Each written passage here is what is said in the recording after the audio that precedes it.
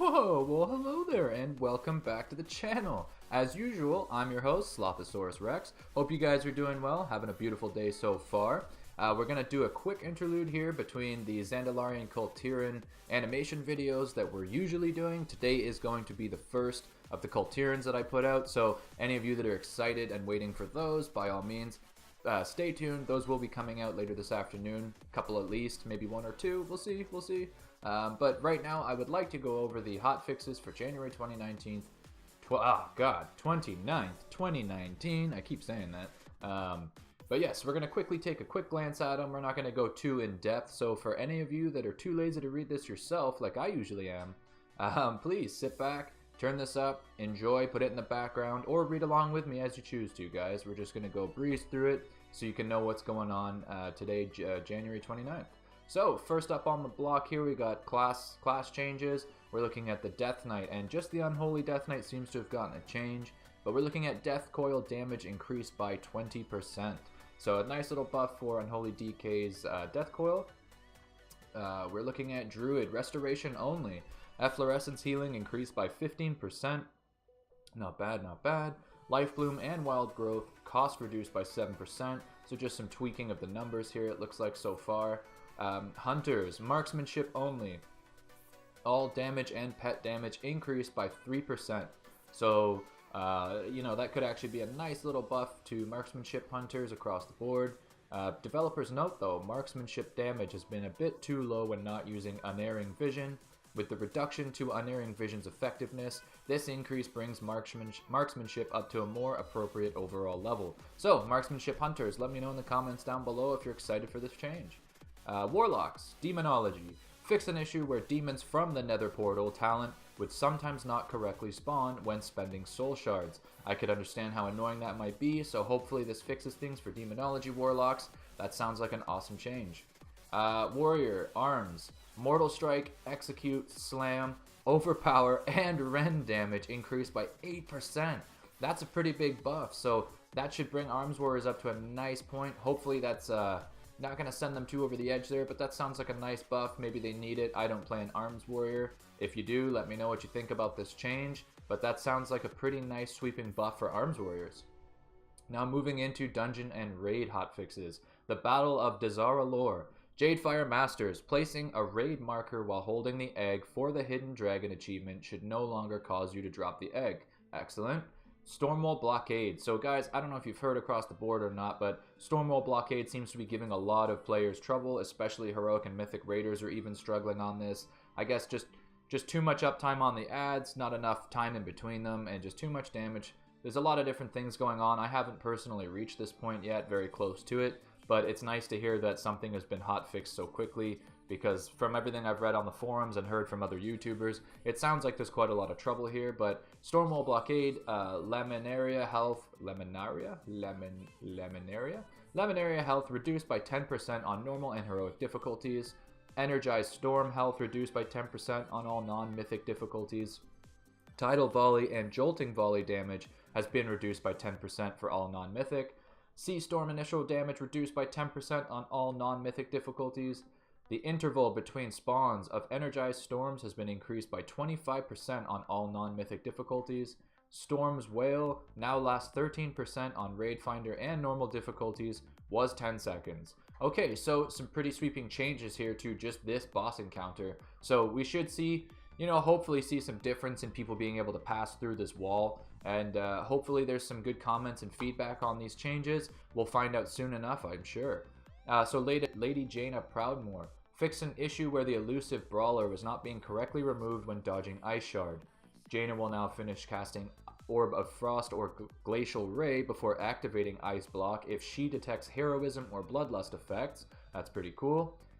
Frozen Solid can no longer be broken with stun breaks, Icebound Fortitude, and Blink. Jaina's Berserk timer has been adjusted to 15 minutes in non-mythic difficulties. It is 12 minutes in mythic difficulty. So this will give people a little bit of an extra leeway there to break past that Berserk timer, which is nice. King Rastakhan fixed a bug that caused some players not to see loot in the treasure of Zandalari. That would suck. That would suck a lot actually, but that's a good fix. Good job, Liz. Temple of Sethralis. Fixed an issue with reaping that caused static charge dervish to incorrectly summon many lost souls. I like the emphasis right here on how many lost souls. Hoodoo hexers now continue to cast Rain of Toads as long as they are alive. Okay, so some sweeping changes to the raids and dungeons, which is good. Always nice to see them paying attention to the issues and fixing them. Moving on to items. The wrap request for Assault can no longer award Azerite armor caches. The developer note here: we'd like Assaults to remain a lucrative source of equipment for characters who have recently hit level 120, but this wasn't a good source of Azerite gear, as players will want to obtain newer Azerite gear with 5 powers. Makes sense? Fixed an issue that prevented the Crest of Paku from being activated by healing spells. Fixed a bug where some on-use Battle of Dazara lore trinkets were not properly triggering that on-use cooldowns of other trinkets. Shadow Tome can now be upgraded by Ensorcelled Turrets? Ensorcelled Turrets? There we go. Ensorcelled Turrets, that's a good one. Heart of the Azura. Developer notes: based on data observed since Tides of Vengeance launched, we have several tuning changes for Azerite traits. The goal of these changes is to improve the usability of some class traits, as well as rein in the power of some of the newer traits in a way that still preserves their core coolness. Additionally, some Azerite traits changed value dramatically with changes to specs in Tides of Vengeance, so we're taking this opportunity to rebalance these traits as the Mythic Raid opens. All classes. So that's awesome. So sweeping changes to Azerite traits. Let's hope that they're good. Now, as we go through all the different Azerite trait changes, I will try to slow it down a little bit so you guys can keep up with me here. But as you can see, pretty much most of the classes saw some big Azerite changes, so let's get into them right now. So first off, we're looking at Dagger in the Back effectiveness reduced by 10%, Champion of Azeroth effectiveness reduced by 10%, Treacherous Covenant effectiveness reduced by 10%. Okay, so sweeping changes by 10% to those three. Death Knights in particular fixed an issue that caused Bloody Runeblade to incorrectly calculate haste. Alright, that should help Death Knights to figure out exactly where their haste is going to fall. Druids. Streaking Stars effectiveness increased by 15%. That's pretty nice. I like that talent myself, so it's nice to see the effectiveness increased. Hunter. Unerring Vision effectiveness reduced by 33%. We saw this change up above where they want to bring in and harness all the Hunter talents in marksmanship, where Unerring Vision isn't the only thing causing them to do a better job. Blur of Talents effectiveness reduced by 33%. Rapid reload damage increased by 100%. Wow, that's a pretty big buff. Feeding Frenzy damage increased by 30%. Dance of Death agility increased by 20%. Serrated Jaws kill command damage increased by 40%. Oh, that's pretty cool. Focus fire damage increased by 15%. So they are definitely looking at bringing up all the other Azerite trait talents to, I guess, balance out the difference between Unerring Vision. So nice to see them give a few more options to Hunters. Should open up some extra options for you to play around with. On to Mages. Wildfire damage reduced by 30%. Equipose damage increased by 200%. Equipose. Arcane pummeling damage increased by 50%. Alright, so Mages seeing quite a few little buffs here to their Azerite traits. That's nice. Monk. Fury of Xuen, or Zwen, however you want to say it. Chance to spawn Xuenzen reduced by 33% per stack. So that's a shame to see that drop, but maybe it was a little OP before. I guess we'll have to take a look and see how monks are reacting to these changes. Paladin. Light's Decree damage reduced by 30%. Fixed an issue which caused Light's Decree to deal less damage than intended when your holy power costs were reduced by effects like Divine Purpose or Fires of Justice. On to Priests. Searing Dialogue effectiveness reduced by 35%. Rogues. The First Dance haste reduced by 40%. Replicating Shadows shadow damage increased by 30%. Shamans. Some pretty sweeping reductions here, guys. Echo of the Elements damage reduced by 33%. Primal Primer effectiveness reduced by 30%. Strength of Earth effectiveness reduced by 30%. Oh my gosh. Igneous Potential damage increased by 150%. Ancestral Resonance Mastery increased by 10%. Thunderon's Fury Totem spawn chance reduced by 8%, was 10%. Warlock. So here we go with the Warlocks. Pandemic Invocation damage increased by 15%. Explosive Potential increased effectiveness by 100%. Umbral Blaze effectiveness increased by 100%. So, interesting changes here, guys, to all the Azerite traits for all the classes. This is not all the classes, clearly, but I'm sure future hotfixes will bring more changes. So we'll have to pay attention and keep our eyes open for those. Mounts. The Gmod can now fly on Azerite-powered rocket thrusters. We'll have to check that out in-game and see exactly how that changes things. And fixed a bug that prevented Alliance players from using the Dazara lore Windreaver. Excellent. So, on to player versus player PvP changes. Against overwhelming odds now rewards an item level 385 item and 50 conquest. Call to Arms now rewards a piece of Aspirant's gear, 50 conquest, and 250 honor. The Arena Calls now rewards a piece of Aspirant's gear, 65 conquest, and 750 Azerite power.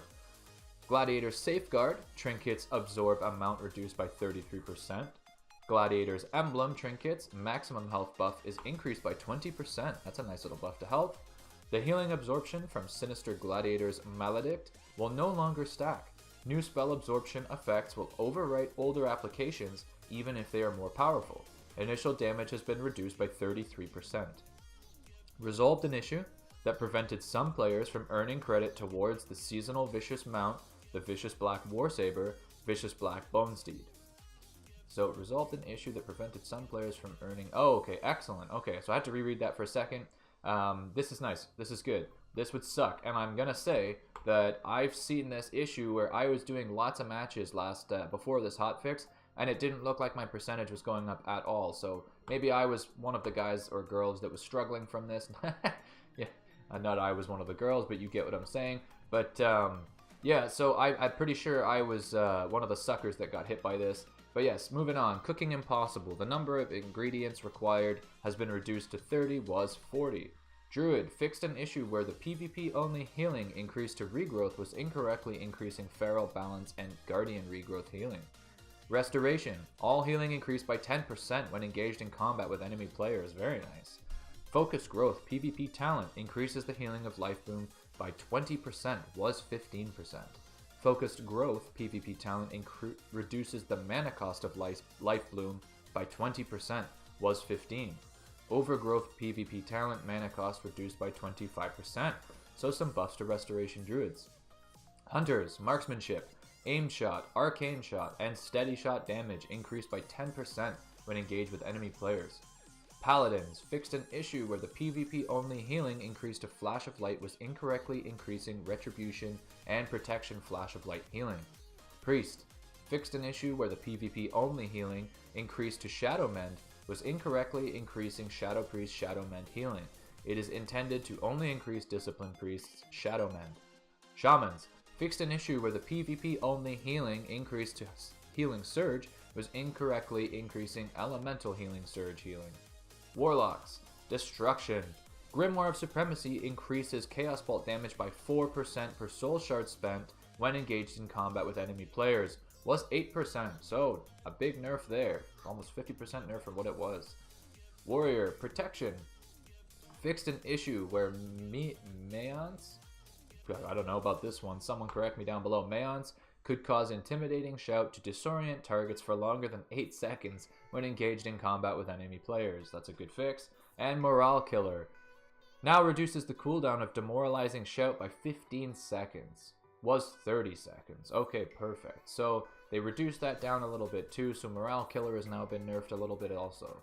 So that honestly, guys, that was quick. That covers all of the hotfixes for January 29th, 2019. I'm sure we will be seeing more hotfixes in the game soon. There is a lot going on this week. I mean, we just saw the release of the new raid last week and the new PvP season. Then we saw the release of the new the first wing of the LFR this week. So there's a lot going on. So expect to see more changes soon. As always, guys, thank you so much for stopping by to the channel and checking out this video. If you haven't already had a chance, go check out some of my other content. If you do like it, give it a big thumbs up. If you don't like it, give it a thumbs up anyway, man. It's 2019. Let's just spread some positivity, okay? Anyway, I gotta increase my watch time minutes, guys. But thank you so much for real, again, for stopping by. I hope you guys have a fantastic day, and we'll see you in the next video.